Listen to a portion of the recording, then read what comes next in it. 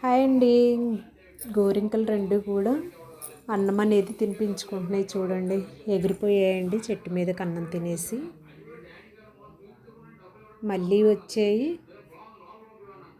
వచ్చేసి రెండు కూడా తినిపించుకుంటున్నాయి, మళ్ళీ వెళ్ళిపోతున్నాయి.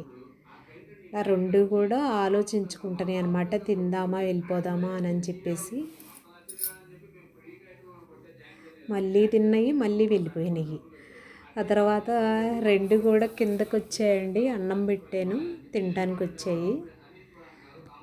వచ్చేసి ఒకటికొకటికి తినిపించుకుంటున్నాయండి అన్నం అనేది. చూడండి ఎంత బాగా తినిపించుకుంటున్నాయో.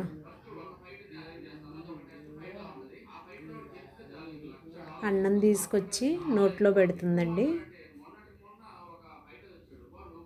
ఉడత కూడా వచ్చింది. ఉడతను తినివ్వట్లేదండి రెండు కలిపి.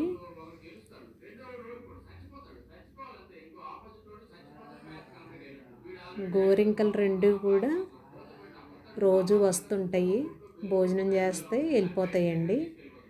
ఉడతను మాత్రం రానివ్వవు దగ్గరికి.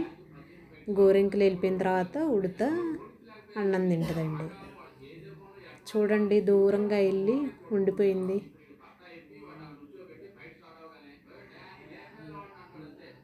జ్ఞానం అనేది బాగుంటుందండి పక్షులకి, ఉడతకు కూడా.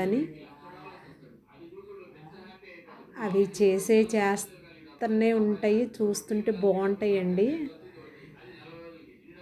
తినిపించుకోవడం చక్కగా రెండు పోట్లాడుకుంటాయి కొద్దిసేపు.